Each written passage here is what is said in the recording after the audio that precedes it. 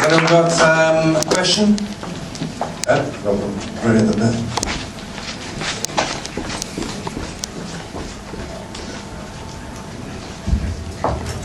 Hi, I was just wondering, back at the left, that's not us, your stage left, yeah, this way. I was wondering, what are your thoughts on completely user-moderated communities for a brand? So, for example, someone like GiftGaff, I think actually work with Lithium, they have a completely user-moderated, generated forum community area where they discuss things around the mobile industry and problems with mobile stuff or whatever. But GiftGaff don't really step in and do anything about it. Well, GiftGaff is actually a terrific online community, and I know that Vincent and the team that work there, and Heather as well, I think, have done a terrific job.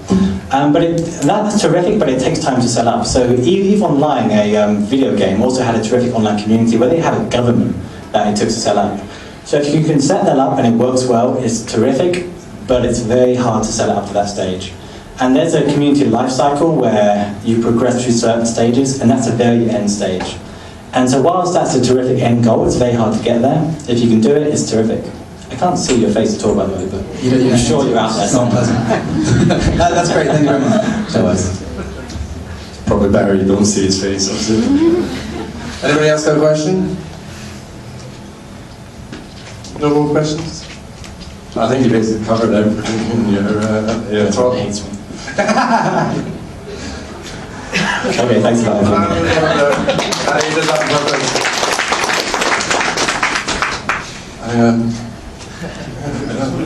Yeah, I know, I can tell. Great talk, by the way, thank you. Thanks. Quick question. I'm currently involved with a rebranding of one of our brands that we have at the moment. And we're really stripping it back to the point where we're killing off any kind of reputation we have, we're stripping the name, we're stripping everything, and we're really working on that initial core seed to actually build on the values of what's going to develop this brand and what's going to sprout into something, and then hopefully develop the community from there. Is there anything at this point that would be a mistake taking forwards? Like, is there any advice you could offer in how you develop your values in order to make sure that people would associate themselves with them? Or, I don't really know where this is going. We're confused, I don't know any answers. You actually have a terrific opportunity because you have a chance to get it right from the very beginning, and most people are stuck with what they have. The answer is I don't entirely know because it's not a field that we usually work in. And what I would say is that most people like to participate in communities that are very closely aligned with their own hopes and aspirations.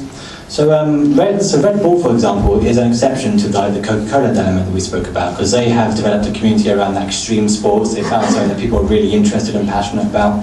But that's a whole branding thing that took them a long time to do. So the answer is, I actually don't know, sorry. That's cool, thank you. I tried my best. Well chosen. I've actually got a question, because from one of your statements before, one of the questions you asked everybody, whether they're part of a branded community or not. Can't believe everybody didn't put their hands up. OMN is a branded community. It's run by Quad London. So my question is, where does the balance come in? Because I'm always very cautious to keep it quite subtle, but it's obviously far too subtle since nobody realised they were part of a branded community. So do you have any advice for getting that balance right?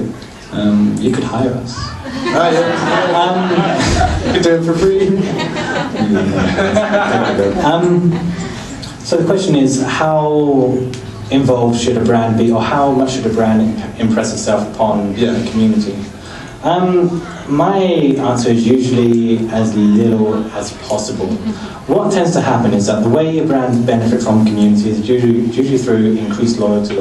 From getting members to connect and interact with each other, they build that loyalty towards the brand, And so I think everyone probably, usually in most communities except yours, knows who is providing it. So a good example of this is backupheroes.com. It's a community for data professionals, but it's not even branded under their name, but they still benefit, they still get the insights and feedback from the audience participating, still get access to that audience, they can still do events when they want to, they can still get sponsorship based upon that community, so there's still always a benefit. But it doesn't need to be the brand pushing products and services upon who they're trying to reach. I would recommend a very light touch. As soon as people feel that it's another marketing-led activity where you're telling people to buy your products and services, it doesn't tend to work well. But you really should hire us, people. Yeah, if I can pay in beer. Yeah, That's how we work. Perfect. All right, cool. Thank you very much.